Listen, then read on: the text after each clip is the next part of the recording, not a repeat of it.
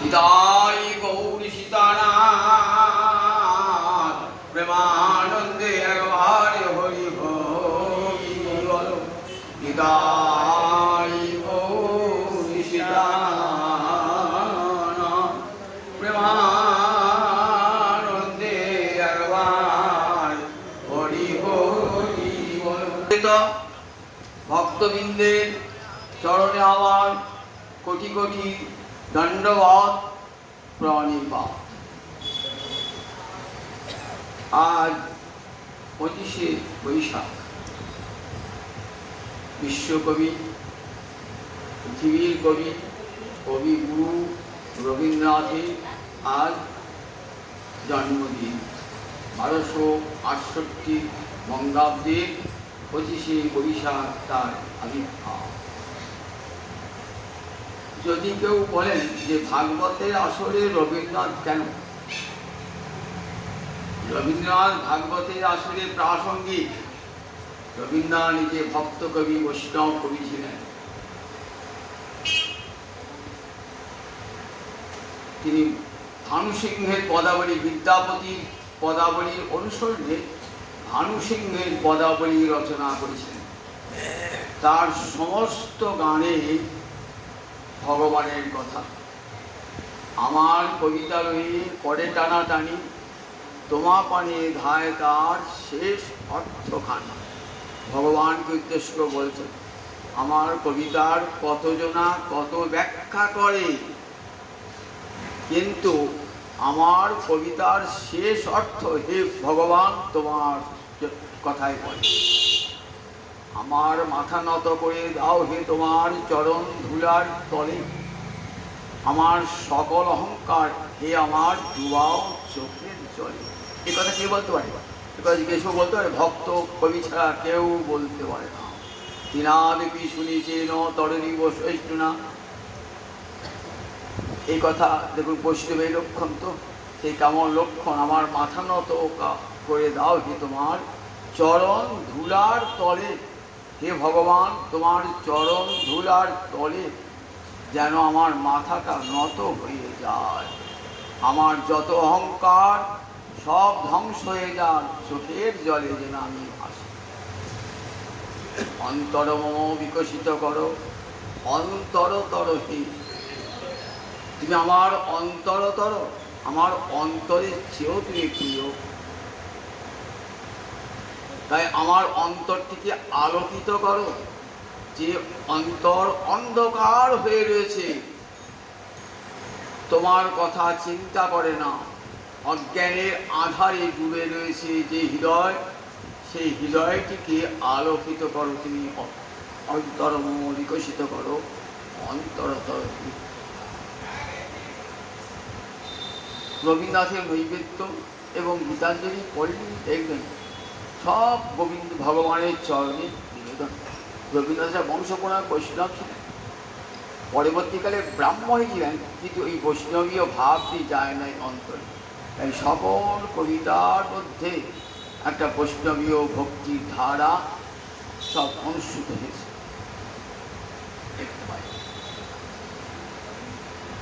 তোমার চরণ পদ্মে মমচিত নিস্পন্দিত করো হে, নন্দিত করো নন্দিত করো নন্দিত করো। আমার চিত্ত যেন তোমার চরণ হতে এক মুহূর্ত টলে না যায়, এক মুহূর্ত টলে না যায়, নিস্পন্দিত হয়ে থাকে তোমার চরণে। এ কথা ভক্ত কবি ছাড়া কেউ বলতে পারে?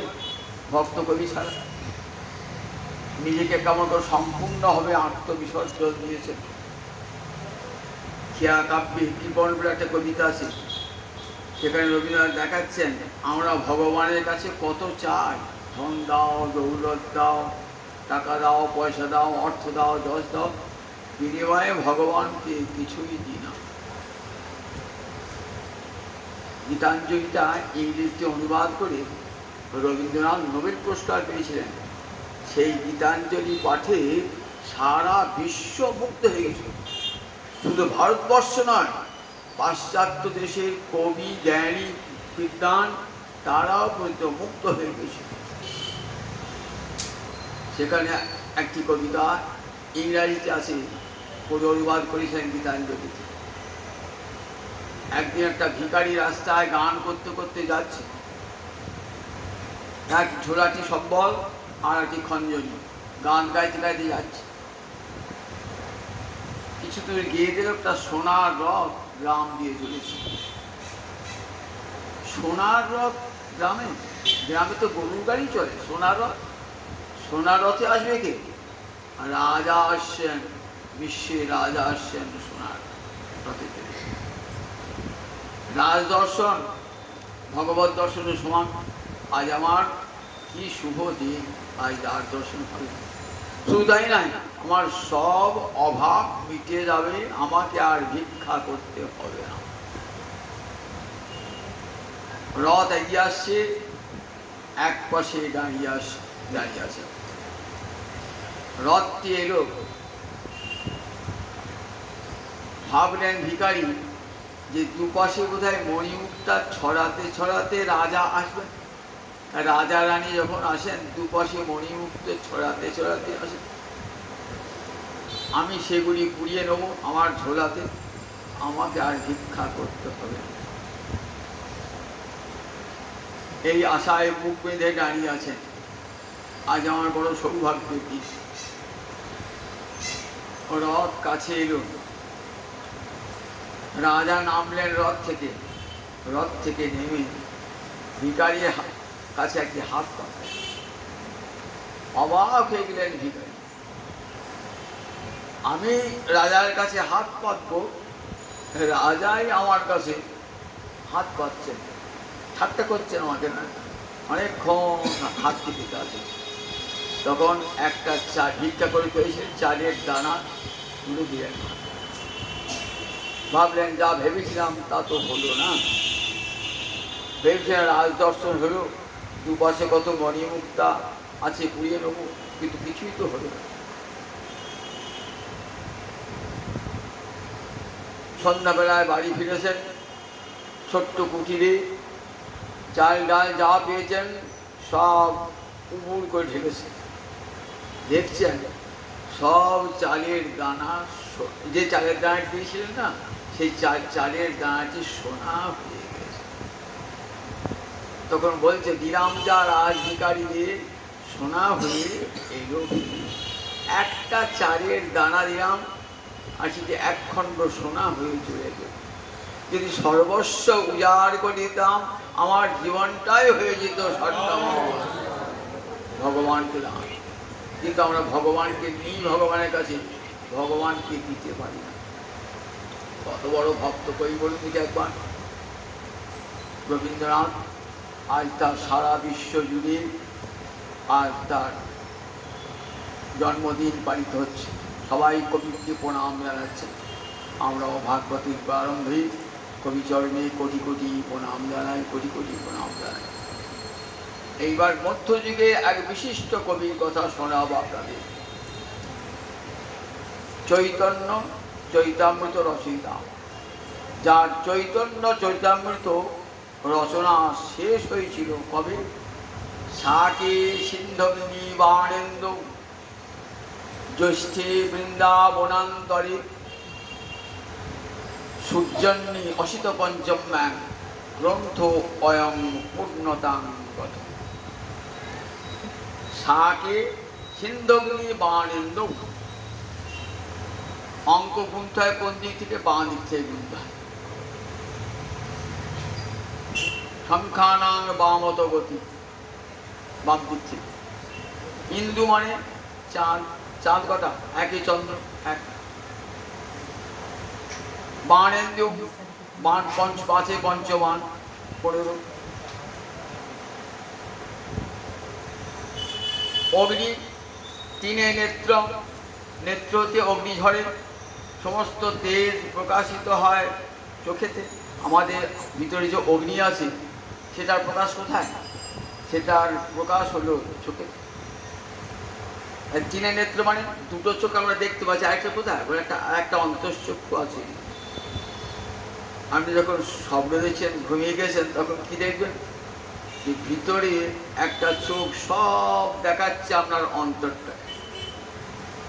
এই তিন চোখে অগ্নি। আর সিন্ধু মানে সমুদ্র, সাতটা সমুদ্র, তাহলে কি দাঁড়ালো?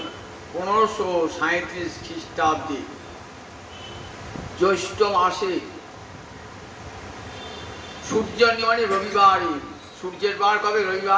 রবিবারে অসিত পঞ্চম ম্যান, কৃষ্ণপক্ষের পঞ্চম।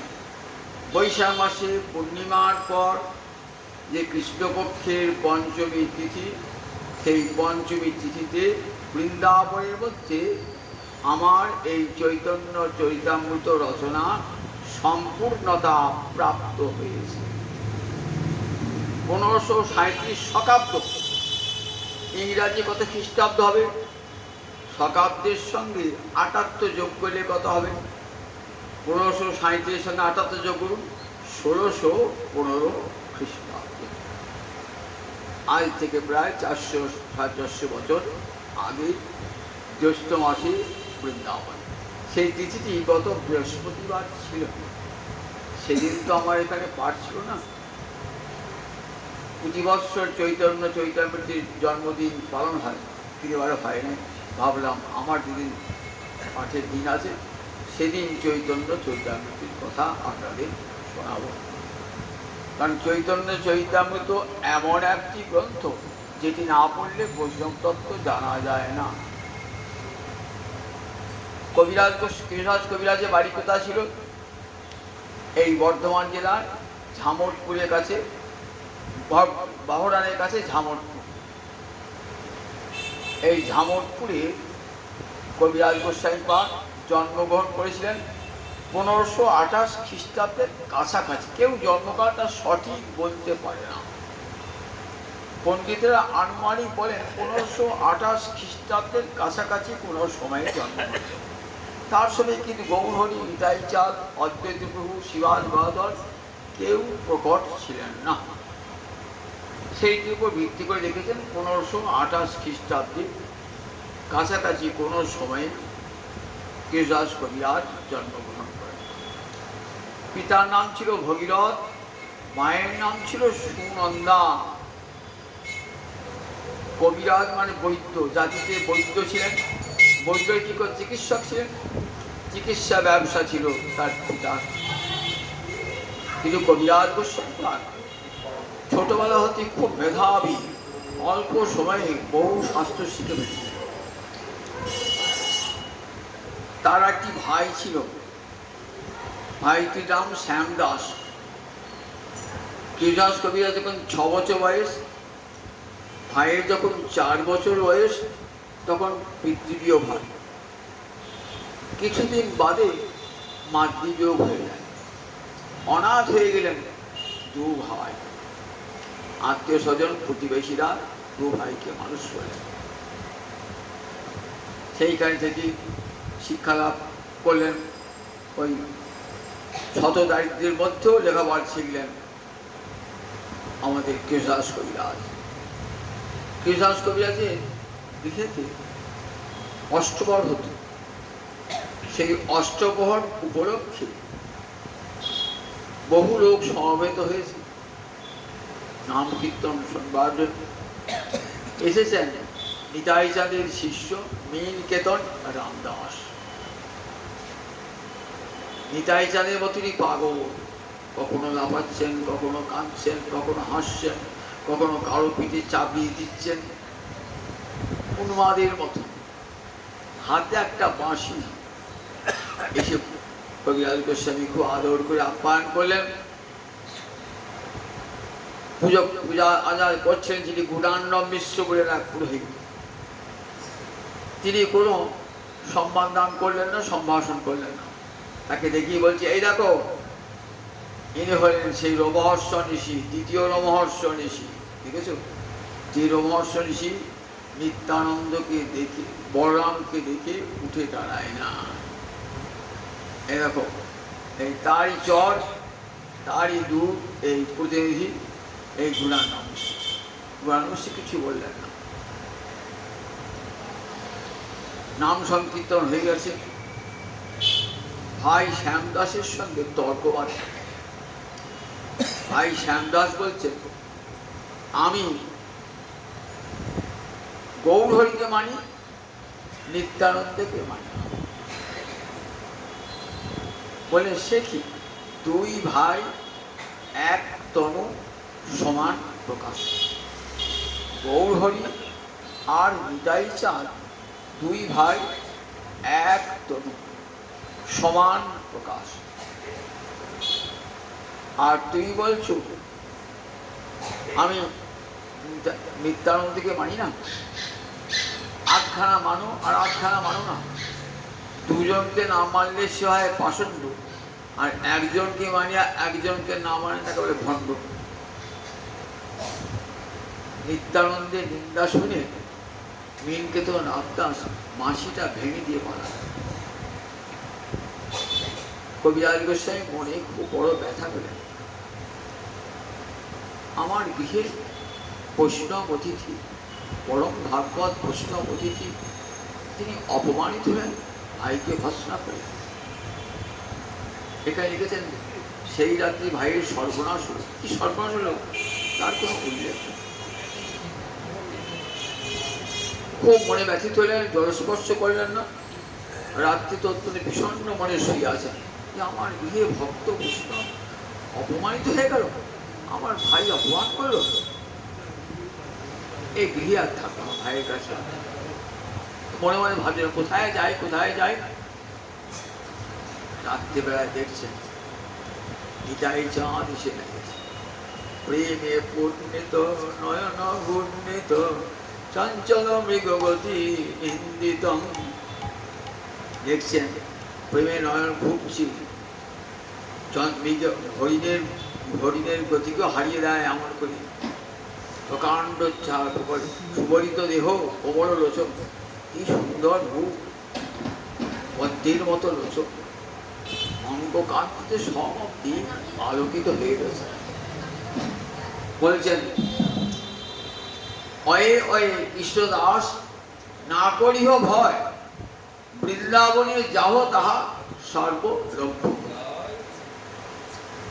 কৃষ্ণদাস তুমি ভয় করো না, তুমি বৃন্দাবনে চলে যাও, সেখানে তুমি তোমার যা মনের বাসনা পূরণ হবে, সর্বলভ্য হবে। রাত্রি শেষ যে হলো, ছুটলেন বৃন্দাবনের দিকে। বৃন্দাবনের পথ ঘাট কিছুই চেনেন না। লোককে জিজ্ঞাসা করতে করতে তখনকার দিনে ট্রেন বাস কিছুই নাই, হাঁটতে হাঁটতে হাঁটতে হাঁটতে যাচ্ছেন বৃন্দাবনে। বৃন্দাবনে গিয়ে পৌঁছে দিলেন, ছয় গোসাই রয়েছেন। জয় রূপ সনাতন ভট্ট রঘুনাথ, শ্রীজীব গোপাল ভট্ট দাস রঘুনাথ। এই ছয় গোসাই গুরুজিয়া শিক্ষা, গুরুজি আমার। এই ছয় গোসাই চরণ তলে আশ্রয় গ্রহণ করলেন। তাদের কাছে শিক্ষা দীক্ষা, সনাতন রূপ সনাতনের কাছে, শ্রীজীব গোস্বামীর কাছে শিক্ষা দীক্ষা ভক্তিশাস্ত্রের সুপণ্ডিত হইলেন অতি অল্প দিনের মধ্যে। ভারতবর্ষের 6টা দর্শন তার নখ দর্পণে। সাংখ্য, পাতঞ্জল, ন্যায়, বৈশেষিক, পূর্বমীমাংসা, উত্তরমীমাংসা, এই 6টা দর্শন অল্প দিনেই অধিগত করলেন। 4ই বেদ অল্প দিনে অধিগত করলেন। সকল তন্ত্রশাস্ত্র, পুরাণাদি শাস্ত্রের সুপণ্ডিত হয়ে উঠলেন কবিরাজ গোস্বামী খুব অল্প দিনের মধ্যে। এই সময় বৃন্দাবনে যে গোবিন্দ মন্দির, সেই গোবিন্দ মন্দিরে গোবিন্দদেবের কাছে প্রতিদিন পাঠ শোনাতেন হরিদাস পণ্ডিত। ইনি ছিলেন গদাধর পণ্ডিতের অনুশিষ্য। গদাধর পণ্ডিতের শিষ্য ছিলেন অনন্ত আচার্য, আটিসারার অনন্ত আচার্য। সেই অনন্ত আচার্যের শিষ্য হলেন পণ্ডিত হরিদাস। সভা উজ্জ্বল করে বৃন্দাবন দাসের শ্রী চৈতন্য ভাগবত পাঠ করতেন। বৃন্দাবনবাসী বৈষ্ণবেরা তার মুখে চৈতন্যের সমস্ত লীলা শ্রবণ করতেন, খুব আনন্দ পেতেন। চৈতন্য লীলায় ব্যাস বৃন্দাবন দাস। কে বৃন্দাবন দাস? এই দেনুরবাসী নারায়ণীর উচ্ছিষ্ট ভাজন। যে নারায়ণী শিবাসঙ্গনে মহাপ্রভুর চর্বিত দাম্পুর ভোজন করেছেন, তারই গর্ভে জন্মেছিলেন বৃন্দাবন দাস ঠাকুর। সেই বৃন্দাবন থাকতে কোথায়? দেনু, পুরসুরি, বন্তেশ্বরের কাছে পুরসুরি দেনু। এই দেনুর এখন শিবাট আছে, সুযোগ হলে দেখে আসবেন সেখানে। ওইখানে বসে বৃন্দাবন দাস চৈতন্য ভাগবত রচনা করেছেন, 3টি খণ্ডে, আদি, মধ্য, অন্ত। সেখানে মহাপ্রভু সব লীলা বর্ণনা করেছেন, কিন্তু অন্তিম লীলা বর্ণিত হয় না। নিত্যানন্দ লীলা বর্ণনে হইল আবেশ, চৈতন্যের শেষ লীলা রহিল অবশেষ। চৈতন্যের শেষ লীলা রহিল অবশেষ। নিতাই চাঁদ নিজের গুরুত্ব, নিতাই চাঁদকে বৃন্দাবন দাসকে নিতাই চাঁদ নিজ তার কর্ণে মন্ত্র দিয়েছেন, তিনি সাক্ষাৎ। তাই নিতাই নিজের গুরুর মহিমা দেখবেন চৈতন্য ভাগবত পড়তে পড়তে দেখবেন প্রায় অধ্যায়ে নিতাই চাঁদের বর্ণনা, নিতাই চাঁদের বর্ণনা। এমন গুরুর কথা, ধরণী ধরেন্দ্র নিতাই চাঁদের উপর তার এত ভরসা, তারই কৃপায় লিখছি চৈতন্য ভাগবত। কত সুন্দর, সহজ, সরল বাংলা পয়ারি। ঠিক কীর্তিবাসী রামায়ণ, কাশিদাসী মহাভারতের কথা। যারা চৈতন্য চরিতামৃত পড়তে পারবেন না, তারা বৃন্দাবন দাসের চৈতন্য ভাগবত পড়বেন। খুব সহজ সরল ভাষায় চৈতন্যের লীলা বর্ণিত হয়েছে। কিন্তু মহাপ্রভুর অন্তিম লীলাটা, যেটা আমরা মহাপ্রভু সন্ন্যাস পর্যন্ত একটি লীলা, সন্ন্যাসের পর ভারতবর্ষের 6 বছর ভ্রমণ, সেটিকে মধ্য লীলার অন্তর্গত। আর শেষ লীলা হল গম্ভীরা লীলা। গম্ভীরায় বসে মহাপ্রভু কৃষ্ণ বিরহে দিবারাত্র কাঁদতেন। কাহা যাও কাহা পাও সো মুরলী বদন, ওগো সর্বদামোদর, ওগো রাম রায়, বলে দাও কোথায় গেলে কৃষ্ণ পাবো, কোথায় গেলে কৃষ্ণ পাবো, দিবারাত্র নয়ন জলে হাত। আর রাধারানী বিভাবিত নয়ন জলে ভাসতেন, আর গম্ভীরার দেওয়ালের মুখটা খসতেন রক্তারক্তি।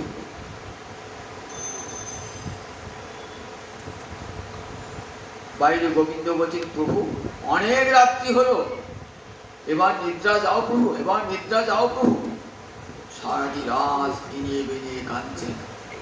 ঠিক যেমন করে রাধারানী মাথুর বিরহে কৃষ্ণের জন্য কেঁদেছিলেন, তেমনি করে মহাভাব দুটি সুবলিত, রাধা ভাব দুটি সুবলিত সেই গৌরাঙ্গ হয়ে দিবারাত্র কাঁদছেন, গম্ভীরার মন্দিরে নয়ন জলে ভাসছেন। এই যে অন্তিম লীলা, কত মধুর লীলা আমরা শুনেছি, গোবিন্দ মন্দিরটি শুনেছি মহাপ্রভুর অন্তিম লীলা। কত সুন্দর করে চৈতন্য চৈতামৃতে তার বর্ণনা আছে। কখনো ঘর থেকে বেরিয়ে যাচ্ছেন, কেউ জানতে পারছেন না, গোবিন্দ ঘুমিয়ে গেছেন, চরণতলে শঙ্কর দামোদর পণ্ডিতের ভাই আছে, জানতেই পারছেন না কখন চলে গেছেন। গৌরী ঘর থেকে বেরিয়ে কোথায় পড়েছেন? যেখানে গাভীর আছে গোয়ালে গিয়ে কোথাও পুষ্পাণ্ড মূর্তি ধারণ করেছেন, কুমড়োর মতো সব হাত পা ঢুকে গেছে। কোথাও দেখছেন পড়ে আছে, হাত পা লম্বা লম্বা হয়ে গেছে। কোথাও গিয়ে সমুদ্রে জলে ঝাঁপ দিয়েছেন, যে জালিয়া তুলেছে তাকে জালেতে, জালিয়া ভেবেছে বুঝি একটা ভূত এলো। সর্বদামরা বললেন কাউকে দেখেছিস? বলে হ্যাঁ, জালেতে একটা ভূত উঠেছে। নিশিকদেবের নাম করছি? হ্যাঁ, যত নিশিক নাম করছি না তত ভূতটা জড়িয়ে জড়িয়ে করছি। বলে সদাকারী দেখেছেন মহাপ্রভু করে আছে, কানে গিয়ে হরে কৃষ্ণ কৃষ্ণ কৃষ্ণ হরে হরে, হরে রাম রাম রাম হরে হরে। যেই গানে বলেছেন না, সঙ্গে সঙ্গে আমার মহাপ্রভু চৈতন্য করেছে। চটক পর্বত দেখি বসে, গোবর্ধন পর্বত, কোন সরোবর নদী দেখলি পারি মনে হচ্ছে দেখছি যেন যমুনা নদী দর্শন করছে। কোন বন দেখি ভাবছেন বৃন্দাবন দর্শন করছে। ভাবের আবেশে এমন হয়েছে, সেই লীলা এত মধুর লীলা, সেই লীলা শুনতে ইচ্ছা কাদের? ব্রজবাসী বৈষ্ণবদের শুনতে খুব ইচ্ছা। তারা শুনেছেন কার কাছে? রঘুনাথ দাস গোস্বামী। মহাপ্রভু যখন অপ্রকট হয়ে গেলেন, তখন রঘুনাথ কোথায় গেলেন? তখন রঘুনাথ আর পুরী ধামে থাকলেন না। হা গৌর বলে কাঁদতে কাঁদতে বৃন্দাবনে গোবর্ধন পর্বতের চূড়ায় উঠে আমি আমার দেহপাত ঘটাবো, আর এ দেহ রাখবো না, গৌর হরি ভজনবিহীন জীবন আমি আর রাখবো না। আমার প্রাণের গৌর হরি নাই। কাঁদতে কাঁদতে চেয়েছেন রঘুনাথ দাস গোস্বামী। থাকতে তো সবসময় মহাপ্রভু আছে রঘুনাথ দাস গোস্বামী। কাঁদতে কাঁদতে গিয়েছেন রঘুনাথ, চোখের জায়গায় বাঁচতে পারতেন। কোথায় থাকতেন? রাধাকুণ্ডের তীরে। অনেক বৃদ্ধ হয়ে গেছেন, কাঁদতে কাঁদতে অন্ধ হয়ে গেছেন। তথাপি রঘুনাথের নিয়ম যেন পাষাণের রেখা। ভালো করে চলতে পারছেন না, ভালো করে হাঁটতে পারছেন না, খাওয়ানো না, সামান্য একটু মাঠা ঘোল খেয়ে জীবনটা ধারণ করছেন। আর দিবারাত্র অঞ্জলে হার আধি বলে কাঁদছে। একবার দেখা দাও রাধি। রাজার ছেলে রঘুনাথ দাস গোস্বামী মলিন বসন দিয়ে গায়, ব্রজের ধুলায় গড়াগড়ি যায়।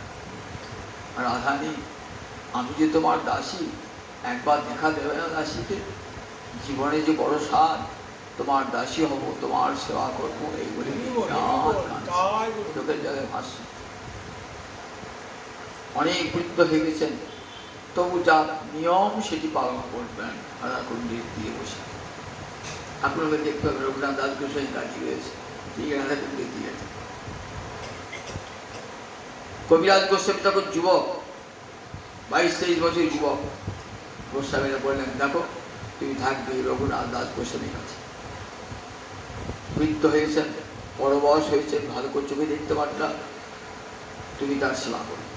খুব আনন্দ হল। এইখানে বসে বসে কৃষ্ণদাস কবিরাজ শুনতেন মহাপ্রভুর অন্তিম লীলা। রঘুনাথ সচক্ষে দেখেছেন তো, অন্তিম লীলাগুলি সব শুনতেন, গান করে করে বলতেন সেই অন্তিম লীলা মহাপ্রভু। চোখের জলে ভাসতেন আর মহাপ্রভু অন্তিম লীলা। কবিরাজ গোস্বামী সব শুনেছিলেন। তাই ভাবলেন কে লিখতে পারবে এই মহাপ্রভুর অন্তিম লীলা? বৃন্দাবনে একজন মাত্র পণ্ডিত আছেন তখন। কে? সেই কৃষ্ণদাস কবিরাজ এই রঘুনাথ দাস গোস্বামী পদে সেবা করেন। কৃষ্ণদাস কবিরাজ সর্বশাস্ত্রে সুপণ্ডিত, আমার বড় কবি। তিনি সংস্কৃত ভাষায় রাধা মাধবের একদিনের লীলা বর্ণনা করে একটা কাব্য রচনা করেছিলেন। কাব্যটির নাম গোবিন্দ লীলামৃতম। সেই কাব্যটি পড়ে বৃন্দাবনবাসী পণ্ডিতরা খুব আনন্দ লাভ করেছিলেন। একদিনের লীলা, নিশান্ত লীলা হতে একবারে নৈশলীলা পর্যন্ত অপূর্ব সুন্দর বর্ণনা আছে গোবিন্দ লীলামৃত।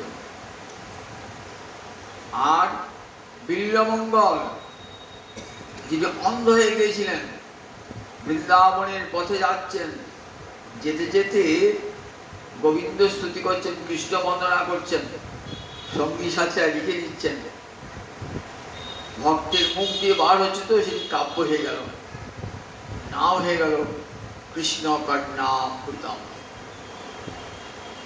কৃষ্ণ কর্ণ, দেখুন আশ্চর্য, এমন সুন্দর শ্লোকও বার হলো, এমন সুন্দর ছন্দও বার হলো, অবাক হতে হয়।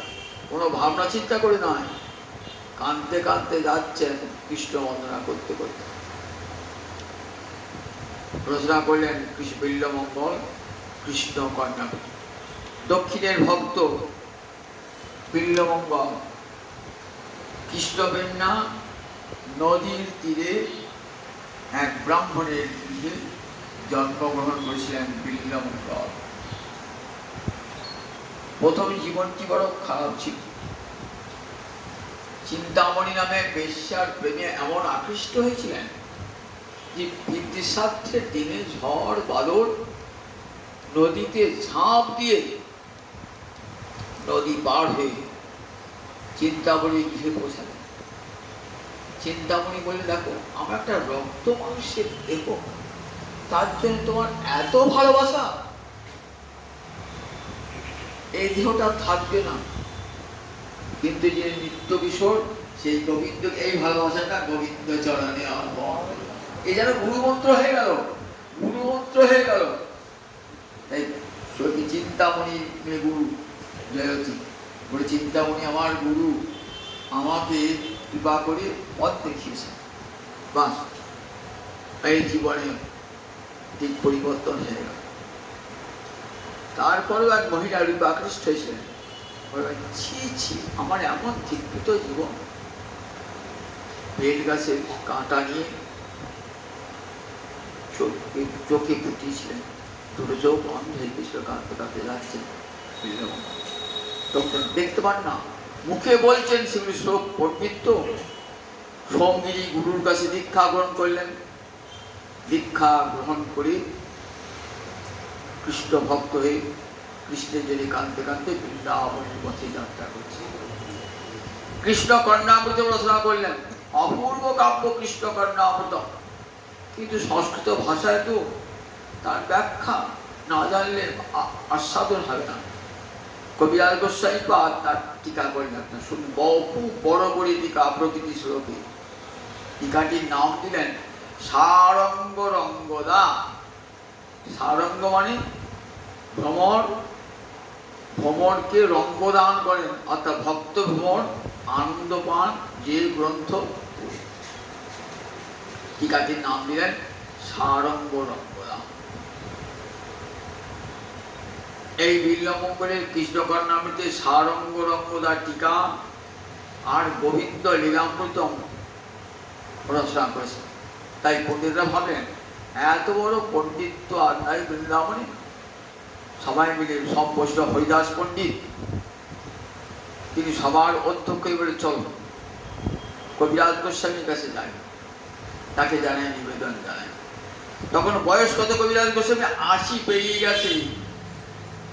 তখন গিয়ে সব বৈষ্ণবরাই দিয়েছেন, যে হাত করে বলছেন, এই কবিরাজ গোস্বামী পাদ, আপনার কাছে আমাদের নিবেদন, চৈতন্যের অন্তিম লীলা আপনি বর্ণনা করুন। আপনি রঘুনাথ দাস গোস্বামীর মুখে শুনেছেন চৈতন্যের অন্তিম লীলা? বলেন, আমি পার্বতী, এত বয়স হয়েছে, হস্ত হালে মনোবুদ্ধি নাহি হয়েছে, আমার হাত তো কাঁপছে, মনোবুদ্ধি স্থির নাই, কি করে লিখব? সব তো ভুল হয়ে যায়, মনে কিছু না হয় স্মরণ, কিছু তো মনে পড়ছে না। 80 বছর বয়সে, বৃদ্ধ বয়সে প্রতিভা মলিন হয়ে যায়, প্রতিভা মলিন হয়ে যায়, স্মরণ থাকে না, মানুষের স্মৃতিশক্তি লোপ পেয়ে যায়, বয়স হয়ে ভুলে যায় মানুষ। কি করে লিখব? না দেখিয়ে নয়নে, না শুনিয়ে শ্রবণে, চোখে ভালো করে দেখতে পাই না, কানে শুনতে পাই না, কি করি দেখব। তথাপি বৈষ্ণবের অনুরোধ সে তো উপেক্ষা করা যায় না, মাথে পেতে নিলাম। জানি না কতদূর সমর্থ হব, আপনাদের আদেশ আমি শিরোধার্য করে দিলাম। বৈষ্ণবের আদেশ শিরোধার্য করে ভাবছেন কি করে বৈষ্ণবের আজ্ঞা আমি পালন করব, কি করে আমার মহাপ্রভুর অন্তিম লীলা বর্ণনা করব। আমি শুনেছি রঘুনাথ দাসের মুখে তার অন্তিম লীলা, কিন্তু বর্ণনা করতে গেলে সে তো সময় লাগবে। আমার তো আর পরমায়ু হয়ে এসেছে, গোনা দিনে পড়েছি, থাকে যদি আয়ু শেষ বিস্তারিত লীলা শেষ, যদি আমার মহাপ্রভুর কৃপা হয়। দেখছি যদি আয়ুটা থাকে তবেই লিখব বলে কোথায় চলে গেলেন? মদন মোহনের মন্দিরে। বৃন্দাবনে যারা গিয়েছেন সনাতন গোস্বামীরা সেবিত মদন মোহন বিগ্রহ দর্শন করেছেন, কাছেই মদন মোহন বিগ্রহ। সেখানে গিয়ে মদন বলছে, হে মদন মোহন, তুমি আমায় কৃপা করো, কেমন করে বৈষ্ণবের আদেশ আমি পালন করব। আমার তো সে সামর্থ্য নয়, বৃদ্ধ হয়েছি, ভালো করে চলতে পারি না, দেখতে পাই না, শুনতে পাই না, হাতটা কাঁপে, কি করে লিখব হচ্ছে বৈষ্ণবের আদেশ। প্রণাম জানালেন, মনে মনে প্রার্থনা করছেন। মদন মোহনের গলায় যে মালাটি ছিল না, সেই মালাটি খসে পড়ল। পূজারী গোস্বামী সেবক ছিলেন, মালাটি এনে দিলেন কবিরাজ গোস্বামী হাতে, বললেন, মদন মোহনের আজ্ঞামালা তুমি লেখো, মহাপ্রভুর অন্তিম লীলা, এটা মদন মোহনের আজ্ঞামালা। ওইখানে বসেই মঙ্গলাচরণের শ্লোক আছে, বন্দে শ্রীকৃষ্ণ চৈতন্য নিত্যানন্দ সহরিত গৌরদয়ে পুষ্পবন্ত চিত্র সন্দ দমনদ। একসঙ্গে গৌরী গায়ে চাঁদকে বন্দনা করছে।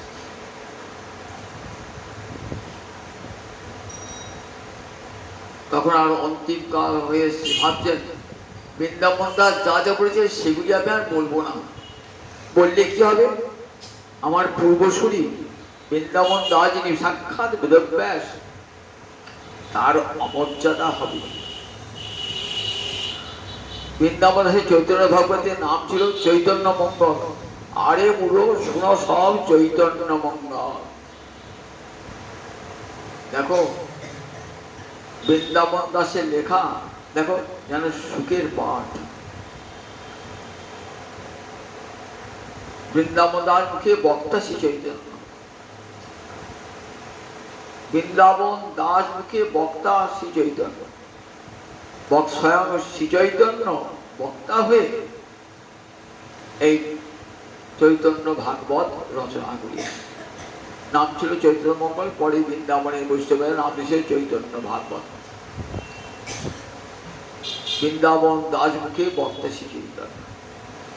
বৃন্দাবন দাস যে যে লীলাগুলি বর্ণনা করেছেন সেই সব লীলাগুলো বর্ণনা করে কেবল সূত্র আকারে দিয়েছেন। অন্তিম লীলা যদি বর্ণনা করতে না পারেন, দেখবেন মধ্যলীলার মাঝামাঝি ওই অন্তিম লীলার কথা লিখে যাচ্ছে। যদি শেষ করতে না পারি তাহলে সূত্র আকারে থাক, পরবর্তীকালে কেউ এসে লিখবে। তাই মনে যেন এই ব্যাপারে তো শেষ হয়ে গেল, তা নয়, সূত্র আকারে লিখে গেলেন যাতে পরবর্তীকালে যদি না লিখতে পারি তাহলেও অনেক কিছু জানতে পারে। বিশাল চৈতন্য চৈতামৃত ৬২টি পরিচ্ছেদ ৩টি অধ্যায়ে রচিত হল। নিজেই রচনা করে বহু সংস্কৃত শ্লোক, আবার বিভিন্ন শাস্ত্র হতে কত শ্লোক পড়লে দেখবেন যে হেন শাস্ত্র নাই যে কবিরাজ গোস্বামী পাঠ করেন না। সব শাস্ত্র যেন নখদর্পণে সরস্বতী মুখে বসিয়ে যেন সব লেখাচ্ছে, হৃদয়ে বসিয়ে যেন সব লেখাচ্ছে। কি অপূর্ব ভাষা ছন্দ! আমাদের চিরকালের ধারণা যে দর্শন শাস্ত্র বড় কঠিন, সংস্কৃত ভাষা ছাড়া দর্শন হয় না। বাংলা ভাষায় কেউ দর্শন লিখতে পারে না। কবিরা গোস্বাই পাল সে ভুল ভেঙে দিলেন, পয়ার বাংলা পয়ার ছন্দে সেই দর্শন তত্ত্ব দর্শনা করেন। তাই শুধু কাব্য নয়, দার্শনিক কাব্য বড় কঠিন মাঝে মধ্যে। চৈতন্য লীলা তো বর্ণিত হয়েছি, মাঝে মাঝে কত কৃষ্ণ তত্ত্ব, রাধা তত্ত্ব, মঞ্জরী তত্ত্ব, সখী তত্ত্ব, ভক্তি তত্ত্ব কত সুন্দর করে বর্ণনা করছেন।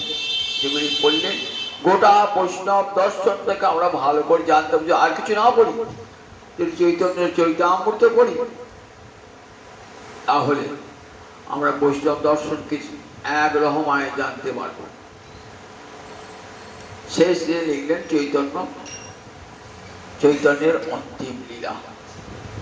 থাকে যদি আয়ু শেষ, বিস্তারিত লীলা শেষ, যদি আমার মহাপ্রভুর কৃপা হয়।